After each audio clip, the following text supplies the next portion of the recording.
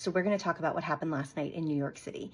New York uses ranked choice voting for their primaries, for local office. So this is the third cycle and the second mayoral cycle where New York City voters in a Democratic primary, which in New York often is more the real election than the general election in November, they get to use ranked choice voting. They get to not only pick their favorite candidate, but pick their favorite and then rank some backups. In this case, they have up to 5 rankings, which is good because there were 11 candidates running. It was a very crowded field and it had some interesting dynamics. One candidate took up most of the oxygen in this race for most of the campaign. Andrew Cuomo comes from a political dynasty. He's the former governor of New York. He's the former attorney general of New York. His father was the governor of New York. His brother's a CNN correspondent, or was. He's got 100% name ID in the city. But he also resigned under a flurry of scandals from his last term. He is a divisive candidate, right? You either love him or you hate him. There's not a whole lot of middle ground. He was very well funded. He had a lot of endorsements from Democratic establishment. He seemed to be an unbeatable frontrunner. You also, in recent months, had the emergence of Zohran Mamdani, a Democratic socialist. He's 33. He's Muslim American. He's an immigrant. He's got no political connections, but ran really a once-in-a-lifetime exemplary campaign. And because of ranked choice voting, he and several of the other candidates had the space and the incentive to build a coalition, not only in their ideology, but in practice. They cross-endorsed. They did campaign events together. They had joint social media posts. There were water delivery cars from multiple campaigns at once. I mean, it was just cooperative and positive and not a zero-sum game, which was really exciting to see. So we never talk about outcomes here because we at Upvote Virginia are not here to promote one candidate over another, especially in New York City.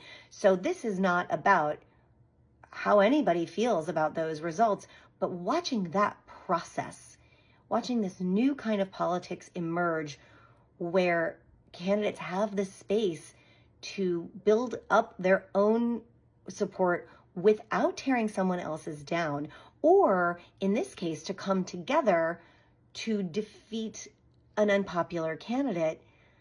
It just really was exciting. It was a breath of fresh air, and it also leveled a playing field. Without ranked choice voting, this would have been a real David and Goliath situation, and it just gave everybody the same kind of fighting chance. It gave, in this case, the frontrunner and the rest of the field a fighting chance. So ranked choice voting ended up being the mechanism with which everyone who didn't want Andrew Cuomo to speak with one voice rather than fracturing that voice. So that was pretty exciting. Now, the results for the first round of votes have come in. We'll find out the rest on July 1st. But Mamdani is sitting at 43.5% of first choice votes, and Andrew Cuomo is down at 34.6%. So already Mamdani is a pretty healthy lead, and Brad Lander, who's the current New York City comptroller, who was his closest ally, we can pretty safely assume that any of Lander's voters probably ranked Mamdani second, and Lander's sitting at 11.3%. So put together, they're well over the 50% of the vote share. Now, again, I think people were surprised by this, not only that Cuomo didn't win the first round, but that Mamdani won by so much. So I'm sure some people are looking at this and saying, see, he didn't even need ranked choice voting. He would have won anyway. But I think that's short-sighted, and that's just talking about the math of ranked choice voting rather than the cultural shift that can emerge when you don't have to play a zero-sum game, when you can get into nuance and say, yes, that person has that opinion and that stance and that belief, and so do I. Mine's a little different, my background's different, but he's not a bad guy. We agree on most things, So if you like him, I hope you'll pick me second. It's a whole new kind of politics. And it is one that opens the door to all sorts of different kinds of candidates. Again, I don't think this is a template for how ranked choice voting elections are going to go forever. I don't think it is wise or accurate to draw a lot of conclusions from this based on ideology. I don't think it's smart to look at these election results and say, oh, wow, ranked choice voting really benefits X ideology, whether that's democratic socialists or, more extreme flanks of a party, or, wow, this is going to harm moderates, because usually you hear that ranked choice voting only elects moderates. I do hope this proves that ranked choice voting doesn't just elect moderates. Ranked choice voting elects candidates who are representative. It elects candidates that people want, the majority of people. So if the majority of voters want a more moderate candidate, there you go. But I also find that it's less about your political ideology and your moderation as, do you have the trust of the people to get things done? Are you going to be productive? Are you going to improve their lives? And have you built a consensus and a coalition? So again, I don't think we look at this and can safely draw a conclusion about establishment versus non-establishment, moderate versus more on the flanks of the party,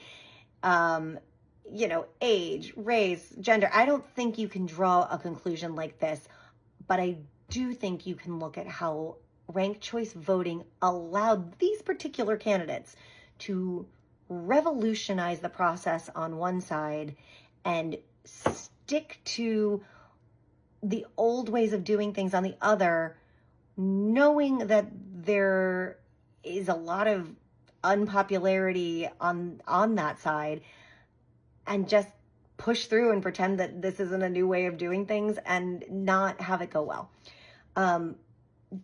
It reminds me a little bit of Sarah Palin in Alaska. 100% name ID. Some people really love her, but a lot of people really don't. And ranked choice voting is what provides the tool for voters to really weigh in and say, yes, we want this person, or no, we really don't. That's more important than any one campaign or any one candidate or any one individual.